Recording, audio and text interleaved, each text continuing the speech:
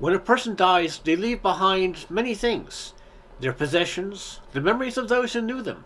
In other words, their legacy. Sometimes that legacy can be very special indeed.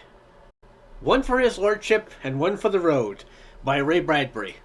Read by Karl.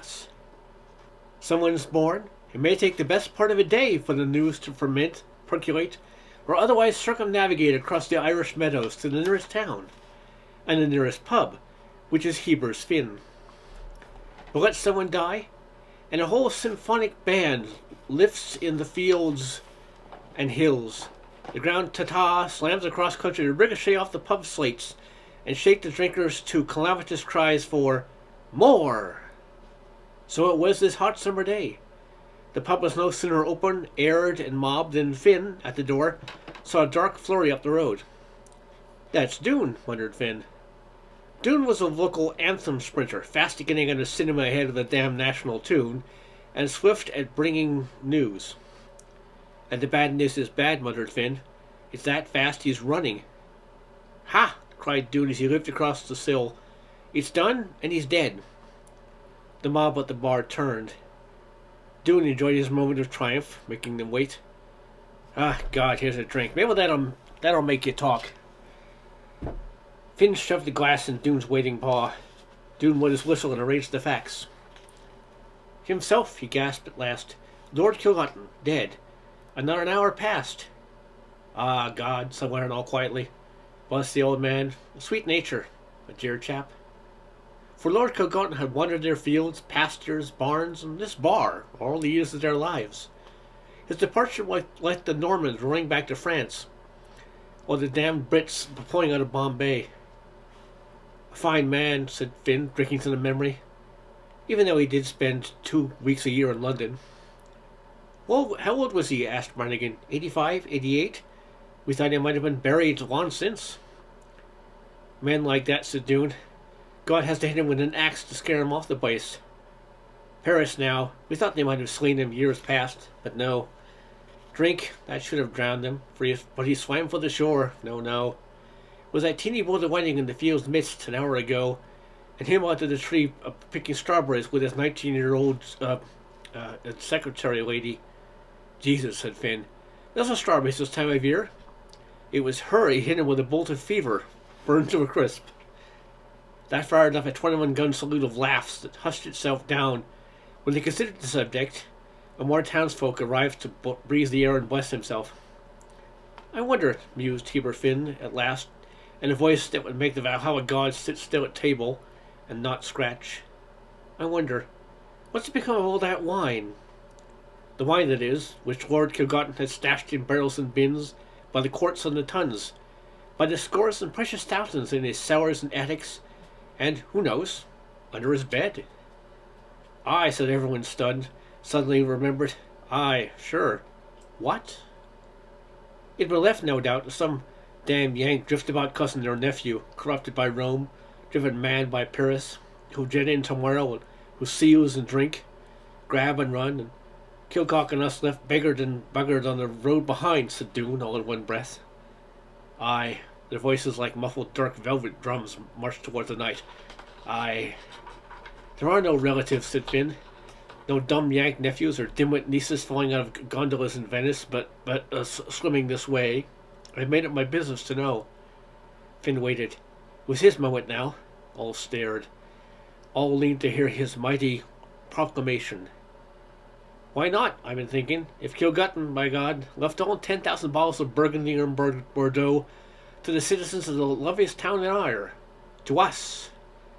There was an antique uproar of comment on this, cut across when the front door flaps burst open, and Finn's wife, who really visited the sty, stepped in, glared around, and snapped, "Funeral's in an hour." "An hour?" cried Finn. "Why, it's only just cold." "Noon's the time," said the wife, growing taller the more she looked at this dreadful tribe. "The doc and the priest have just come from the place. Funerals was his lordship's will. Uncivilized," said Father Kelly, "and no hole dug." "But there is," said Doc. Hanrahan was supposed to do yesterday, but took on a fit of meanness and survived the night. I treated him, but the man persists. Meanwhile, this is hole unfilled. Kilgarten can have it, dirt and headstone. All's invited. Move your bums. The double-winged doors whiffled shut. The mystic woman was gone. A funeral, cried Doon, preferred to sprint. No, Finn beamed. Get out, pub's closed. Awake! Even Christ, gasped Doon, mopping the sweat from his brow, wouldn't climb down off the cross to walk on a day like this. The heat, said Mulligan, is intolerable. Coats off, they trudged up the hill, past the Kilgarten gatehouse to encounter the town priest, Father Patrick Kelly, doing the same. He all but had his collar off, and was beat-faced in the bargain. It's hell's own day, he agreed. None of us will keep. Why all the rush, said Finn, matching fiery stride for stride with the homely man. I smell a rat. What's up? Aye, said the priest. There was a secret codicil in the will. I knew it, said Finn. What? Asked the crowd, fermenting close behind on the sun. I would have crossed a riot if it got out, was all Father Kelly would say, his eyes on the graveyard gates. You'll find out at the penultimate moment. Is that the moment before, the moment after the end, Father? Asked Doon, instantly. Ah, you're so dumb you're pitiful, sighed the priest. Get your ass through that gate. Don't fall in the hole. Doon did just that. The others followed, their faces assuming a darker tone as they passed through. The sun, as if to observe this, moved behind a cloud, and the sweet breeze came up for some moments of relief. There's the hole, the priest nodded. Line up on both sides of the pass, for God's sake, and fix your ties. If you have some, and to check your flies above all. Let's run a nice show for Kilgarten, and here he comes. And here indeed came Lord Kilgarten, in a box carried on the planks of one of his farm wagons. A simple good soul, to be sure. Behind that wagon, a procession of other vehicles, cars, trucks that stretched half down the hill in the now once more piercing light. Why the procession? Cried Finn. I never seen the like, cried Doon. Shut up, said the priest politely. My God, said Finn, do you see the coffin? We see, Finn, we see, gasped all.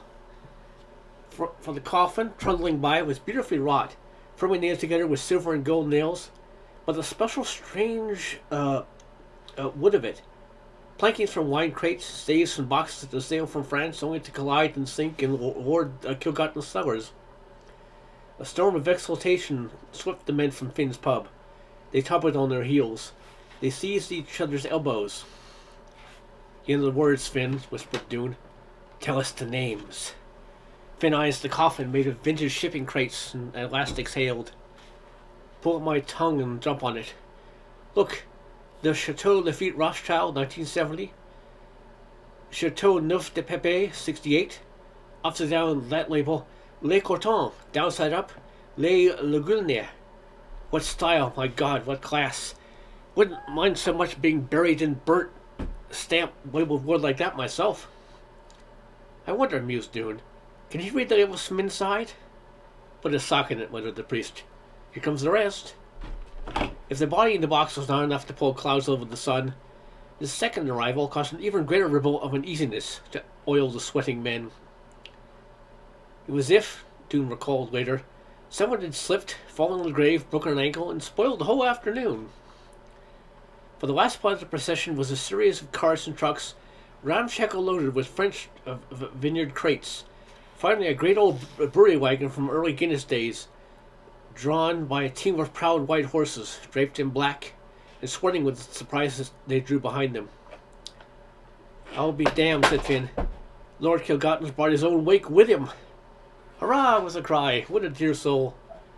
Must have known the day would ignite a nun, or kindle a priest, and our tongues on our chests. Gangway, let it pass. The man stood aside as all the wagons, carrying strange labels from southern France and northern Italy, marking tidal sounds of bulk liquids, lumbered into the churchyard. Some day, whispered Doon, we must raise a statue to Kilgarten, a philosopher of friends. Fill up your socks, said the priest. It's too soon to tell.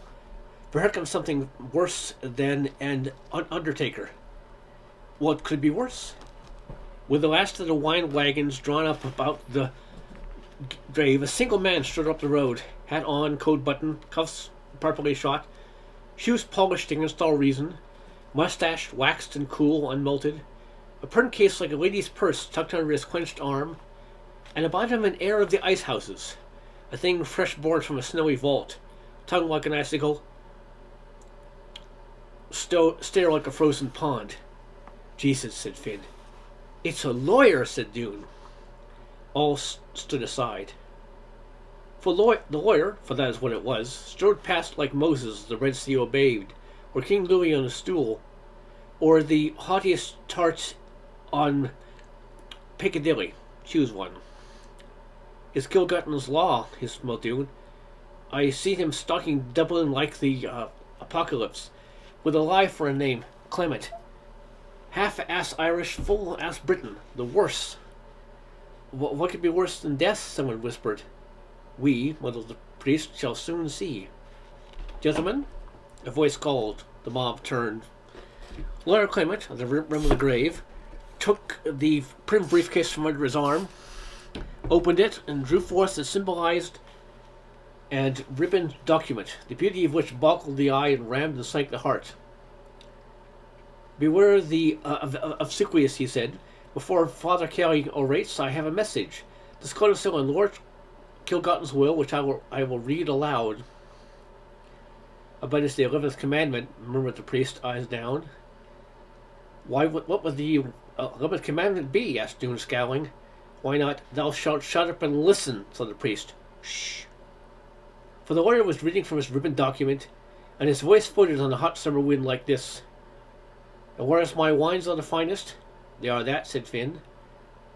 And whereas the greatest labels for across the world fill my cellars, and whereas the people of this town, Kilcock, do not appreciate such things, but prefer the, hard stuff.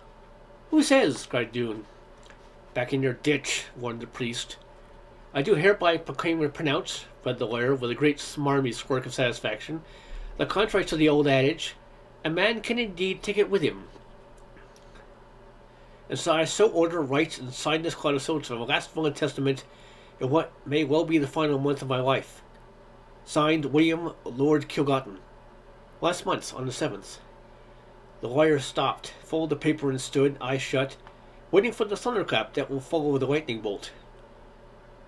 Does that mean, asked Dune Wisink, that the Lord intends to... Someone pulled a cork out of a bottle. It was like a fusillade that shot all the men in their tracks. It was only, of course, the good lawyer Clement, at the rim of the damned grave, corkscrewing and necking open the plug from a bottle of Le Vieux Fromage 73. Is this the wake, then? Dune laughed nervously. It is not, mourned the priest. With a smile of summer satisfaction, Clement the lawyer poured the wine, glug by glug, down into the grave, over the wine carton box in which Lord Kilgutton's thirsty bones were hid. Hold on, he has gone mad. Grab the bottle. No! There was a vast explosion, like that from the crowd's throat that had just seen its soccer champion slain midfield. Wait, my God! Quick, run, get the Lord! Dumb, muttered Finn. His lordship's in that box, and his wine is in the grave. Stunned by this unbelievable calamity, the mob could only stare at the last of the first bottle clashed down into the holy earth. Clement handed the balls to Dune and uncorked the second. Now wait just one moment, cried the voice of the day of judgment. It was, of course, Father Kelly, who stepped forth, bringing his higher law with him. Do you mean to say, cried the priest, his cheeks blazing, his eyes smoldering in the bright sun, you're going to dispense all that stuff in Kilgutton's pit? That, said the lawyer, is my intent. He began to pour the second bottle, but the priest stiff-armed him to tilt the wine back. And you mean for us to just stand and watch your blasphemy? At a wake, yes, that would be the polite thing to do. The lawyer moved to pour again. Just hold it right there. The priest stared around, up, down, and his friends from the pub, at Finn the spiritual leader, at the sky where God hid, at the earth where Kilgutton lay playing Mum's the Word, and at last in lawyer Clement at his damned ribboned codicil. Beware, man, you are provoking civil strife. Yah! Cried everyone, still in the air, fists on their sides, grinding and ungrinding invisible rocks. What year is this wine? Ignoring them, Clement calmly eyed the label in his hands. Lake Orcon, 1970. The best wine in the finest year. Excellent. He stopped free of the priest and let the wine spill. Do something, shouted Dune. Have you no curse handy? Priests do not curse, said Father Kelly. But Finn, Dune, Hanahan, Burke, jump, knock heads. The priest marched off and the men rushed after to knock their heads on a bent-down ring and a great whisper with the father. In the middle of the conference, the priest stood up to see what Clement was doing. The lawyer was on his third bottle. Quick, said Dune, he'll waste a lot. A fourth cork popped to another outcry from Finn's team, the Thirsty Warriors, as they would later dub themselves. Finn, the priest was heard to say, deep in their heads together, you're a genius. I am, agreed Finn, and the huddle broke and the priest hurried back to the grave.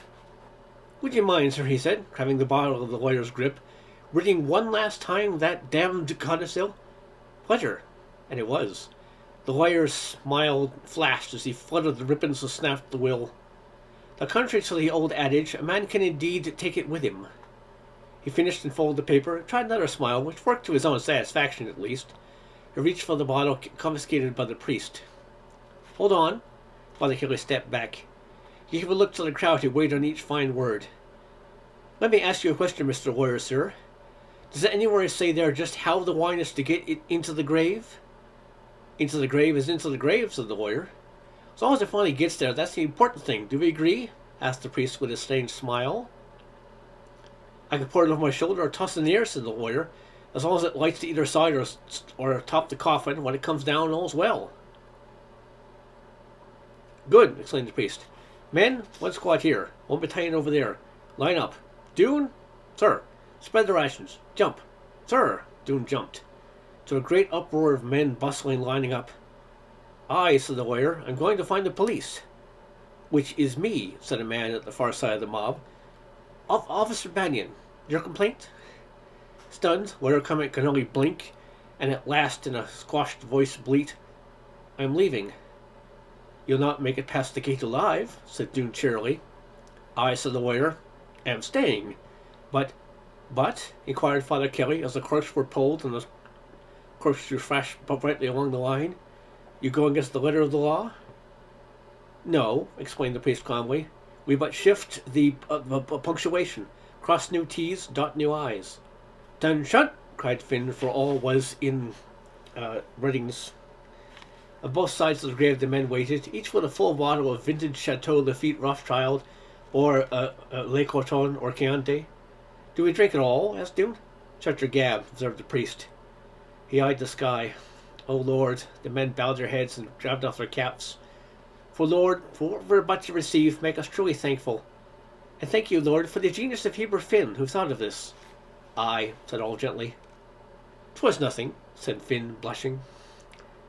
And bless this wine, which may circumnavigate along the way, we'll finally wind out where it should be going.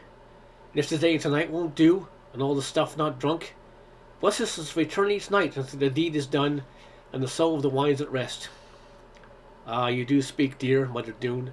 Shh, hissed all. In the spirit of this time, Lord, shall we not ask our good lawyer friend Clement, in the fullness of his heart, to join with us? Someone slipped the bottle of the best in the lawyer's hand. He seized it, lest it should break. And finally, Lord, bless the old Lord Kilgotten, whose years of saving up now help us in this hour of putting away. Amen. Amen, said all. "Attention!" cried Flynn. The men stiffened and lifted their bottles. "One for his lordship," said the priest, as add Finn, "one for the road." There was a deep sound of drinking, and years later, Dune remembered a glad sound of laughter from the box on the grave. "It's all right," said the priest in amaze. "Yes," the lawyer nodded, having heard. "It's all right." The end.